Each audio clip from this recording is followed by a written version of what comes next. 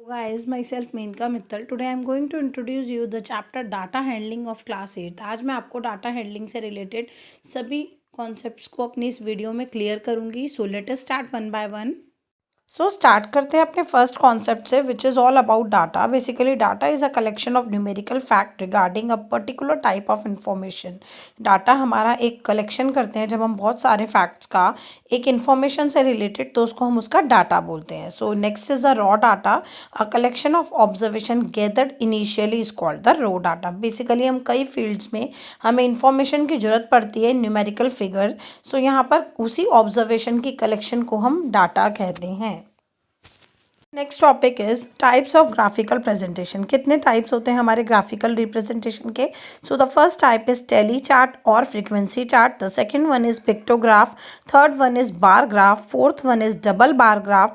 Fifth is histogram and sixth is pie chart. तो basically हमारे ये 6 टाइप ऑफ ग्राफिकल रिप्रेजेंटेशन है जो हमारे डाटा से रिलेटेड होते हैं. बेसिकली हमने इसको रिप्रेजेंट किया है एक फ्रीक्वेंसी टेबल, और इसे हम टेली चार्ट भी कहते हैं. सो यहाँ पर हमारे नंबर ऑफ चिल्ड्रन है 1, 2 एंड 3 की फॉर्म में. सो बेसिकली हमारे नंबर ऑफ चिल्ड्रन है 1 चिल्ड्रन के हमारी फ्रीक्वेंसी है 6. तो यहाँ पर हम इसको 6 टेलीमार्क से डिनोट करेंगे. जैसा कि मैंने आपको अपनी पहली वीडियो में भी बताया था कि हम 5 टेलीमार्क्स को 1, 2, 3, 4, 5 को हम क्रॉस कर देते हैं और 1 साथ में रखेंगे. तो डैट मीन्स यहाँ पर हम 6 का हम यहाँ पर न्यूमेरिकल फिगर लिखेंगे नंबर ऑफ फैमिलीज़ में. डैट मीन्स हम फ्रीक्वेंसी भी बोलते हैं इसको. सो नंबर ऑफ चिल्ड्रन की सेकेंड हमारी फ्रीक्वेंसी है डैट इज इक्वल टू 10. सो यहाँ पर हम 5 के 2 इंटरवल्स क्रिएट करेंगे. 5 के 2 टैली मार्क्स बनाएंगे और फ्रीक्वेंसी में हम 10 को न्यूमेरिकल डिजिट में लिखेंगे. इसी तरीके से नंबर ऑफ चिल्ड्रन है हमारे 3, इनकी फ्रीक्वेंसी है हमारी 4. सो यहाँ पर हम बेसिकली इसको 4 टैली मार्क्स से डिनोट करेंगे एंड फ्रीक्वेंसी वाली जगह पर हम 4 को न्यूमेरिकल फिगर में लिखेंगे. एंड देन हम टोटल करेंगे और टोटल देखेंगे. Total is equal to 20. So start करते हैं अपने फ्रीक्वेंसी चार्ट और फ्रीक्वेंसी डिस्ट्रीब्यूशन से. सो यहाँ पर एग्जांपल पे मैंने एक सर्वे लिया है 20 फैमिलीज़ की लोकेलिटी का. सो बेसिकली यहाँ पर हमें फ्रीक्वेंसी निकालनी है हर एक ऑब्जर्वेशन की. सबसे पहले हम फ्रीक्वेंसी निकालने के लिए अरेंज करेंगे अपने डाटा को असेंडिंग ऑर्डर में. सो जब हम अपने डाटा को असेंडिंग ऑर्डर में अरेंज करेंगे तो हम देखेंगे कि 1 अकर हो रहा है 6 time and 2 is occurring 10 time and 3 is occurring 4 time. That means frequency of family having 1 child is 6 and having 2 child is 10. So having 3 children is 4. That means the frequency distribution table हम represent करेंगे data की form में, यानी कि frequency table की form में. Next is the concept of bar graph. So basically bar graph is a graph that display the frequency or numerical distribution of a categorical variable showing the value for each bar next to each other for easy comparison. Basically bar graph एक graph है जहाँ पर हम show करते हैं अपने distribution को, यानी कि अपनी फ्रीक्वेंसी और न्यूमेरिकल डिस्ट्रीब्यूशन को कैटेगोरिकल वेरिएबल्स के अंदर, जहाँ पर हम वैल्यूज़ को शो करते हैं by using the bar. This is the concept of pictograph. Pictograph basically represent करता है डाटा को पिक्चर्स और सिंबल्स की फॉर्म में. फॉर एग्जांपल यहाँ पर मैंने एक मंथ और पिक्टोग्राफ रिप्रेजेंट किया है. यहाँ पर एक जो फिगर है वो रिप्रेजेंट करती है 2 फ्लावर्स को. डैट मीन्स जनवरी में यहाँ पर हमारे 3 फ्लावर्स की पिक्चर्स है. तो 1 फ्लावर रिकॉग्नाइज करता है 2 फ्लावर्स को, 1 पिक्चर रिकॉग्नाइज करती है 2 फ्लावर्स को. डैट मीन्स यहाँ पर 3 picture 3 into 2 equal to 6 flowers. इसी तरीके से हमारी फेब्रुअरी की पिक्चर्स जो हैं वो 4 हैं और 1 पिक्चर रिप्रेजेंट करती है 2 फ्लावर्स को. That means 4 into 2 is equal to 8 flowers. Basically इसी तरीके से हमारे मार्च में द पिक्चर है 2. सो 1 पिक्चर रिप्रेजेंट करती है 2 फ्लावर्स को, तो 2 into 2 is equal to 4 flowers. पर मैंने बार ग्राफ का एक एग्जाम्पल लिया है. In June 2005 the US department of transportation reported the following data by observing the 1700 motorcyclist nationwide at randomly selected roadway location. Basically यहाँ पर हमने June 2005 का एक यूएस डिपार्टमेंट का ट्रांसपोर्टेशन का डाटा लिया है. प्रॉपर हेलमेट है यहाँ पर 731, इनसफिशिएंट हेलमेट है 153, नो हेलमेट है 816, that means it is equal to 1700 total. Thus the bar graph of the above data, इस तरीके की बार ग्राफ को हम किस तरीके से शो करेंगे? So next concept is double bar graph. Basically अभी तक हमने एक सिंगल बार ग्राफ का यूज़ किया था, अब हम यूज़ करेंगे डबल डाटा का। डैट मीन्स इसको हम डबल बार ग्राफ इसलिए कहते हैं क्योंकि यहाँ पर हम डबल डाटा को रिप्रेजेंट करते हैं। यहाँ पर the table show the number of pets owned by students in 2 classes. So pet is dog, cat, bird. Class A is dog 12, cat 9, bird 2, and class B is dog 14, cat 8, bird 3. So इस information को हम represent करेंगे double bar graph पे। यहाँ पर हम इसे show करेंगे हॉरिजॉन्टल वे में हम हेलमेट टाइप लिखेंगे एंड वर्टिकल वे में हम नंबर ऑफ मोटरसाइकिलिस्ट लिखेंगे। और सबसे पहले हम टॉप पे सोर्स लिखेंगे, that is US department of transportation. यहाँ पर हमें 1 बाय 1 पोस्ट आउट करना है, that is proper helmet is equal to 731।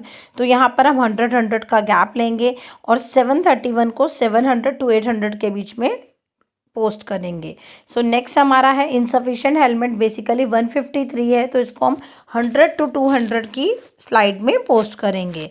इसी तरीके से नो हेलमेट है हमारा 816, दैट इज़ 800 to 900 के बीच में हम इस स्लाइड को पोस्ट करेंगे और इनको प्रॉपर नाम देंगे, proper helmet, insufficient helmet and no helmet, और ऊपर इनके बार के ऊपर इनकी न्यूमेरिकल डिजिट्स को डिस्प्लेस करेंगे। इस तरीके से हम यहाँ पर एक बार ग्राफ क्रिएट कर सकते हैं by using the following steps. हम इसको रिप्रेजेंट कर रहे हैं डबल बार ग्राफ में। तो यहाँ पर हमें the double bar graph of the previous slide data में बी प्रेजेंटेड एज, तो यहाँ हॉरिजॉन्टल में हम क्लास ए और क्लास बी दोनों को लेंगे और वर्टिकल में हम नंबर ऑफ पेट्स लेंगे। बेसिकली हमारे नंबर ऑफ पेट्स जो हैं हम वो 4 के इंटरवल पे रखेंगे, डैट मीन्स 0, 4, 8, 12, 16। और यहाँ पर हम इनके न्यूमेरिकल डिजिट्स के अकॉर्डिंग क्लास ए और क्लास बी में पेट्स को स्लाइड आउट करेंगे। इस तरीके से हम एक बार पे 2 का यूज़ करेंगे, डैट मीन्स हम डॉग का जब बनाएंगे तो उसमें क्लास ए और क्लास बी दोनों को ही साथ में जोड़ेंगे। इसी तरीके से जब हम कैट का बनाएंगे तो वहाँ पर भी हम क्लास ए और क्लास बी दोनों के न्यूमेरिकल डिजिट्स को रखेंगे। बेसिकली इसी तरीके से जब हम बर्ड का बनाएंगे तो भी हम क्लास ए और क्लास बी दोनों को मार्क करेंगे। इस तरीके से हम अपनी रिप्रेजेंटेशन को कर सकते हैं डबल बार ग्राफ की फॉर्म में। यहाँ पर हमने अपने हिस्टोग्राम को रिप्रेजेंट किया है, मेनली हॉरिजॉन्टल वे में हमने आवर्स को लिखा है एंड वर्टिकल वे में हम अपनी फ्रीक्वेंसी को नोट डाउन करेंगे। यहाँ पर फ्रीक्वेंसी को हमने 4 के इंटरवल पे रखा है और यहाँ पर हमने इंटरवल बनाए हैं 1 to 3, 4 to 6, 7 to 9। हिस्टोग्राम के बीच में हम कोई स्पेस नहीं रखते हैं, तो यहाँ पर हम 1 to 3 के इंटरवल पे पोस्ट करेंगे 15, डैट इज़ 12 to 16 के बीच में हम अपने 15 का डाटा पोस्ट करेंगे। नेक्स्ट इज 4 to 6 के इंटरवल में हम अपना 17 का डाटा यूज़ करेंगे, डाटा 16 to 20 के बीच में। यहाँ पर बेसिकली 7 to 9 इंटरवल हम शो करेंगे इसी तरीके से 17, डैट मीन्स 16 से थोड़ा ऊपर 16 to 20 के इंटरवल के अंदर। यहाँ पर इस तरीके से हम अपने हिस्टोग्राम को विदाउट स्पेस शो कर सकते हैं। The next topic is circle graph और pie chart. A circle graph represent the data in a circular form. Circle graph हमारे डाटा को सर्कल की फॉर्म में रिप्रेजेंट करता है। Circle graph show the relationship between whole and its part. Circle graph basically relationship show करता है whole और उसके parts का। इसको डिवाइड किया जाता है some sectors में। Each sector represent an item in a data to match the amount of the item as a percentage or fraction of the total data set. So basically हम circle graph को represent करते हैं data को एक circle form में, जहाँ पर हम उसे डिवाइड करते हैं कई सारे सेक्टर्स में और हर एक सेक्टर जो है वो अमाउंट ऑफ डाटा रिप्रेजेंट करता है as in the form of percentage और fraction. The next process is the histogram. Basically, a histogram is a bar graph that show the frequency of data within equal interval. There is no space between the bars in the histogram. Histogram भी एक bar graph होता है जो show करता है हमारे data के frequency को इक्वल इंटरवल में। यहाँ पर इनके बीच में हम कोई भी स्पेस यहाँ पर बार्स के बीच में हिस्टोग्राम में नहीं लेते। यहाँ पर हम एग्जाम्पल के तौर पर यूज़ कर रहे हैं the table below show the number of hours student watch TV in 1 week. तो यहाँ पर जो हमने डाटा कलेक्ट किया है वो एक वीक में टीवी वॉच करने का है कि कितने घंटे स्टूडेंट्स वॉच करते हैं टीवी। सो यहाँ पर हमें हिस्टोग्राम बनाना है। The number of hours of TV is 1 2 3 4 2 6 7 2 9। So यहाँ पर बेसिकली हम इसे क्लास इंटरवल कहते हैं।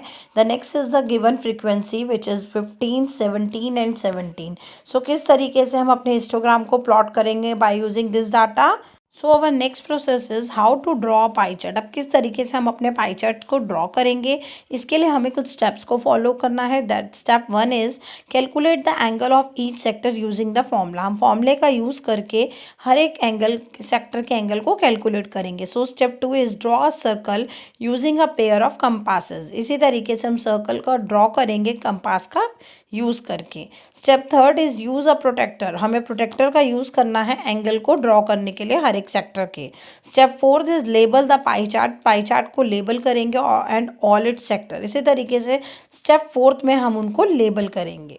सो नेक्स्ट प्रोसेस में हमने यहाँ पर पाई चार्ट का एक एग्जाम्पल लिया है। Example in a school there are 750 students in a year 420 students in year 2। That means यहाँ पर 750 स्टूडेंट ईयर 1 में है, 420 स्टूडेंट्स ईयर 2 में है, 630 स्टूडेंट्स जो हैं वो ईयर 3 में है।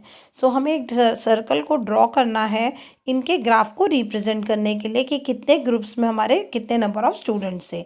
सो बेसिकली यहाँ पर हम total of number of students को ऐड करेंगे। That is 750 in year 1 plus 420 in year 2 plus 630 in year 3। So यहाँ पर हमने अपने टोटल नंबर ऑफ स्टूडेंट्स को फाइंड आउट किया which is equal to 1800। So year 1 के लिए हम अपना फॉर्मूला यूज़ करेंगे। That is frequency of data upon total frequency into 360 degree. So यहाँ ईयर 1 की फ्रीक्वेंसी है 750, total is 1800 into 360 which is equal to 150 degree. इसी तरीके से हम अपने ईयर 2 का एंगल फाइंड आउट करेंगे which is equal to 84 degree.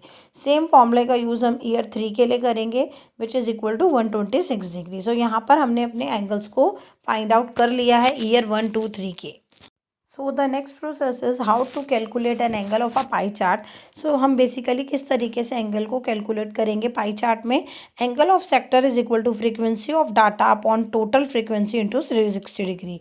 So total angle should add up to 360 degree. Next is the process of meaning of probability. So basically probability is used to describe the random or chances of events to occur. So probability हमारे basically random और chances होते हैं किसी भी event के occur होने के। Every day we are faced with probability statement involving this word, that is what is the likelihood that X will occur.